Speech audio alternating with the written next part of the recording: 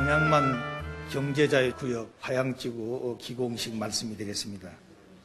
존경하는 천주평화연합의 해양내저산업계 지도자 여수시민, 그리고 축복받은 내외 귀빈 여러분, 바쁘신 일정에도 불구하고 이날을 함께 경축하기 위해 광양만권 경제자유구역 화양지구 기공식에 참석해 주신 여러분께 진심으로 감사를 드립니다.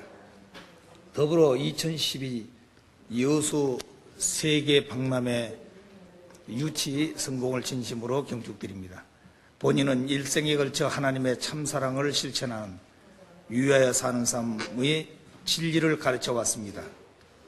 이것은 개인에게뿐만 아니라 가정과 사회, 국가, 세계 모든 차원에서 적용되어야 하는 근본 원리입니다. 귀빈 여러분, 본인은 오늘 이 뜻깊은 기공식을 맞이하여 본인과 한학자 종교는 물론 본인의 가정 3대가 작년 1년간 전 세계에 180여 개국을 순회하며 전해준 하늘의 특별 메시지를 다시 한번 발표하고자 합니다. 하나님의 뜻으로 본 환태평양 시대의 사관이라는 주제의 말씀입니다. 여러분이 모르는 가운데 하늘의 섭리는 일취월장 발전해 가고 있습니다. 후천 개백 시대에 진입한 오늘의 인류는 이 메시지를 반드시 받아 실천해야 하는 귀한 말씀입니다. 여러분도 마음의 문을 열고 이 메시지를 받아 삶의 지표로 삼기를 바랍니다. 여러분, 본인은 금년 천일국 7년을 시작하면서 인류가 수천 년 역사상 단 한 번도 경험하지 못했던 섬지적 차원의 희년을 선포했습니다. 하늘이 이해를 크게 축복하신 것입니다. 수천 수만 년간의 역사를 통해 그렇게도 하나님의 가슴을 아프게 했고 인류를 질곡의 늪에서 헤어날 수 없게 만들었던 사탄 주관권, 즉 악주권의 선천시대가 마침내 끝나고 이해를 정점으로 인류가 이제 하나님을 중심에 모시고 새로운 선주권의 시대인 후천 개백의 시대를 활짝 열어갈 수 있게 된 것입니다. 따라서 오늘 본인은 여러분에게 향후 인류가 나아가야 될 방향과 하늘의 삼적 프로그램을 선포하는 차원에서 하나님의 뜻으로 본 환태평양 시대의 사관, 미국을 중심한 유엔과 자유세계의 방향이라는 제목으로 하늘의 말씀을 전해주고자 합니다. 자자, 심우옥이 오늘 저 떠나야지. 응? 떠나는 마음이 어떠는가? 가만하다가 갑자기 가지고 세계를 날아갈 수 있는 때 대해서는 어떻든가. 그렇게 변화되는 환경을 누구든지 개발해 나가야 한다. 얘기 좀 해. 어제 저녁에 갑자기 우루과이의 유정호 회장님하고 같이 가라고 그러셨습니다. 저는 무슨 내용인지도 잘 몰랐지만은 뉴욕의 아벨 유엔 그때 행사 때 참석을 했었는데 그런 일환의 행사라고 생각했습니다. 근데 가라고 하시고 소감이 어떠냐고 말씀을 하셨는데 저는 지금까지 살아오면서 부모님께서 무슨 일을 시키시든지 아무 이의 없이 그냥 이렇게 솜을 물에다 대면은 그냥 자연스럽게 흡수하듯이 그렇게 겁도 없이 또 무슨 의미를 몰라도 그냥 순종하는 그렇게 살아온 삶이었습니다. 그렇게 된 제 삶이 어렸을 때부터 그랬습니다.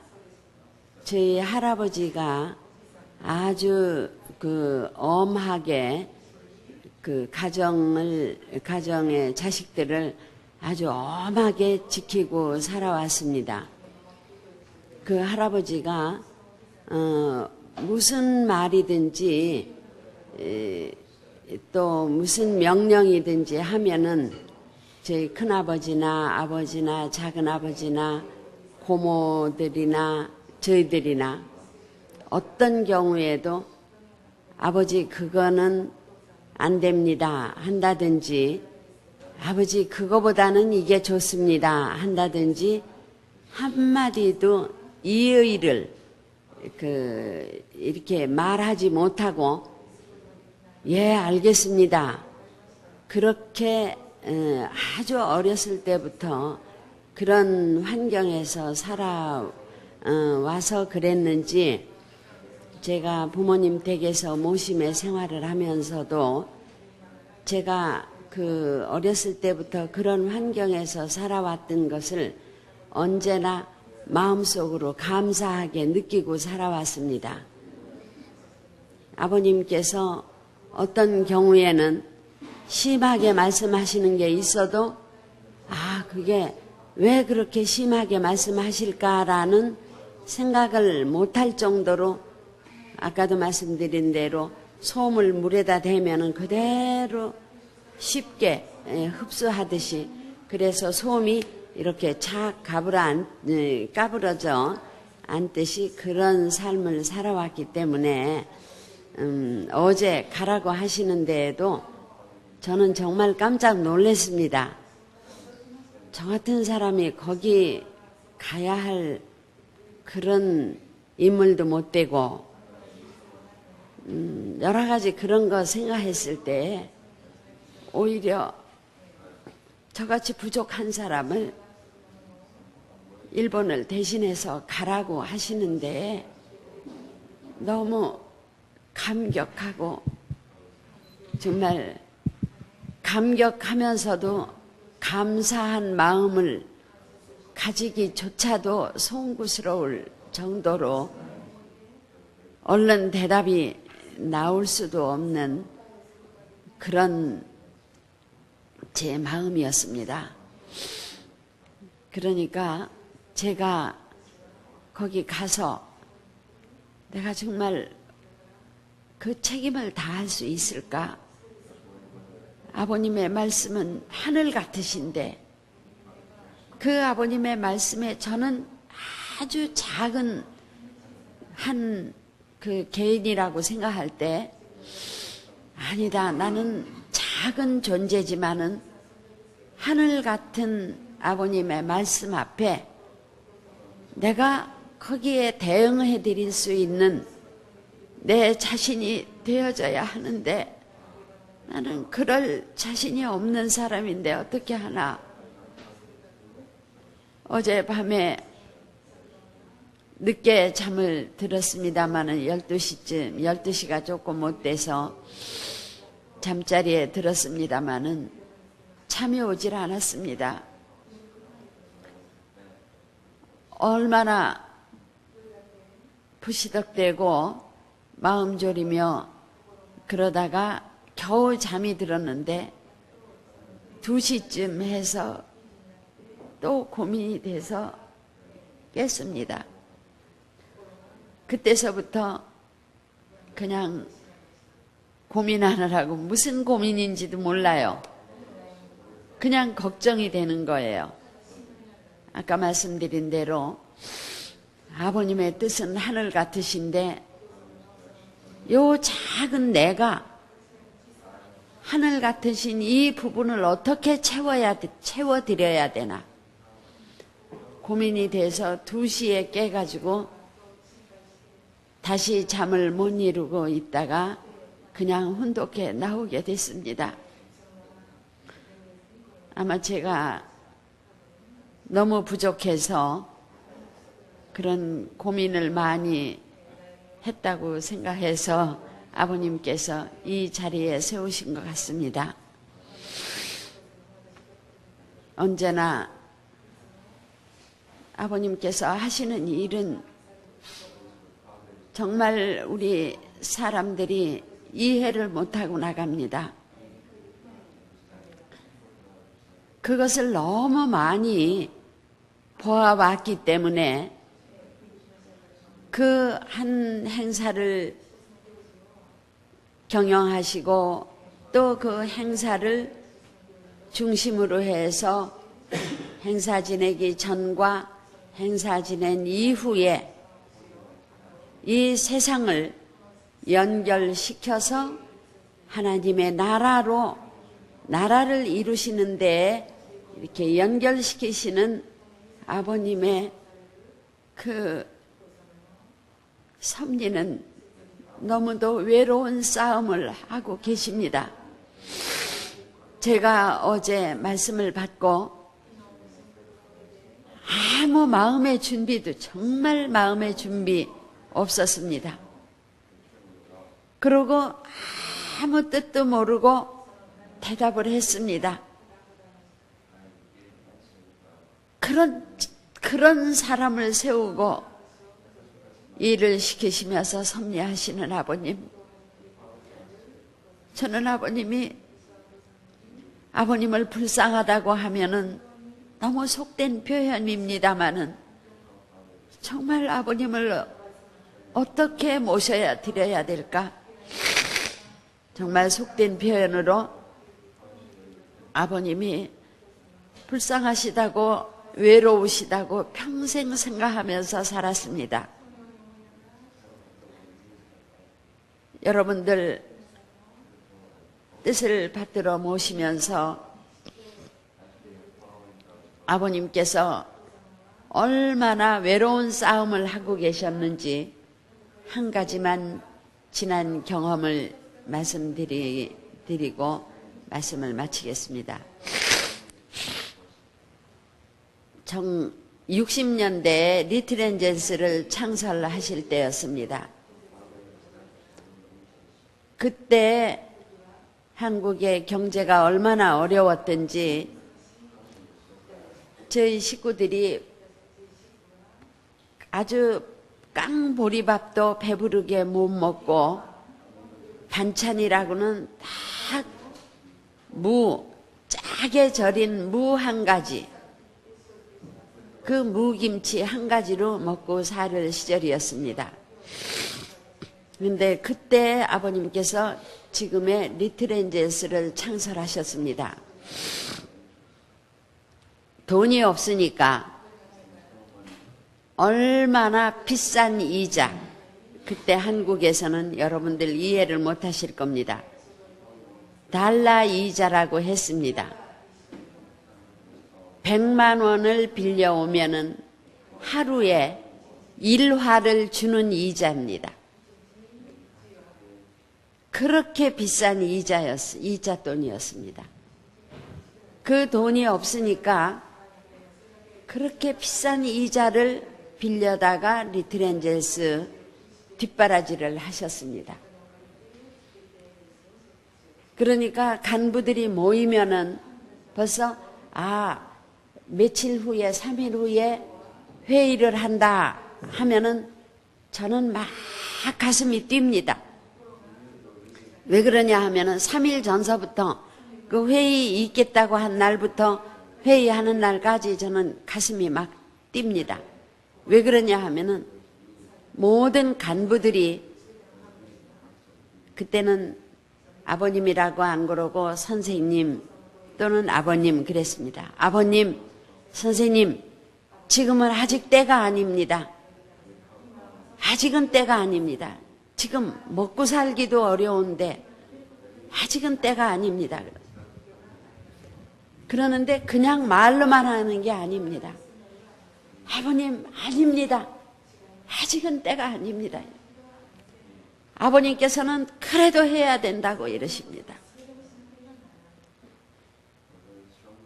그때 아버님께서 지금 리틀엔젤스 얼마나 세계적으로 유명한 리틀엔젤스가 됐었습니까? 영국 황실로, 유엔으로, 국회에, 정말 일본에도 여러 세계 어느 나라든지 정말 평화 대사 역할을 정말 많이 한 리틀엔젤스였습니다. 그 일을 그 시절에 말씀을 하시는 거예요. 그러니 아무도 현실과 너무 먼 말씀을 하시기 때문에 아무도 그걸 믿지 않았습니다. 그러나 저는 아까 말씀드린 대로 어렸을 때부터 할아버지가 이렇게 하라 하면은 그냥 믿고 살아온 그런 어렸을 때부터 가정 환경이었습니다. 그랬기 때문에 아버님 말씀은, 그리고 또 저는 그때 60년대에 어렸고, 그러니까 아버님 말씀이 그냥 아버님 말씀이니까 절대적이라고 생각했을 뿐이었습니다. 근데 그때 그렇게 비싼 이자돈을 얻어서 그 돈으로 코 찔찔 흘리는 6살, 7살, 10살 그런 아이들 버선을 해 신기고 치마 조거리 해 입히고 그러면서 리트넨젤스를 시작하셔서 그렇게 결국은 성공을 하셨습니다. 그래서 그때 그 일을 놓고 보면은 못할 게 아무것도 없습니다. 지금은 아버님께서 하시는 섭리가 이 세상에 베링 해협을 놓으신다고 해도 아무도 반대하는 사람이 없습니다. 어떤 경우도 반대하는 사람이 없습니다. 그렇게까지 지금 이런 세월을, 많은 세월을 아버님께서 그렇게 외로운 싸움을 하셨습니다. 우리는 현실과 의논하고 살고, 아버님은 하나님과 의논하시면서 사시는 분이었습니다. 제가 이번에 일본 팀들을 여기 이렇게 같이 오면서 와서 보니 이 대문 안에 이 동네를 우리가 다 사야 할 것 같으네. 그러니까 한 지도자가 그런데 어떡하지? 그러고 제가 이렇게 마음을 떠봤습니다. 아이, 그래야지요. 그러나 아버님께서는 아직 저희에게 그런 말씀을 안 하셨지만은 아버님 하라 그러시면 어떡하겠소? 아버님은 하나님하고 의논하시는 분이니까 아버님을 따라야 되죠. 우리는 현실하고 의논하고 사는 사람이니까. 그 지도자가 그 이야기를 했습니다. 저는 그 이야기를 했을 때 정말 고마웠습니다. 우리 아버님은 하나님과 의논하고 사시는 분이고 우리는 현실과 의논하고 사는 사람들입니다. 그런 것을 아는 제가 얼마나 마음이 아팠겠습니까? 어제 아무 뜻도 깊이 모르고 간다고 대답을 하고 아버님은 얼마나 답답하셨을까?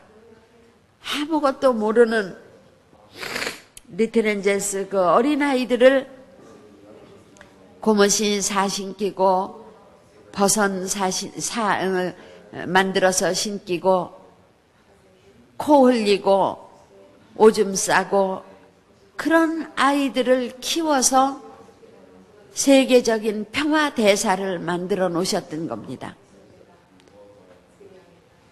바로 저는 나이가 많지만은 아직도 부모님 앞에 모르기는 마찬가지입니다. 그렇게 부족한 저를 크게 쓰시려고 하시는 하나님과 참 부모님 앞에 송구하고 너무 죄송해서 정말 밤에 잠을 이루지 못하고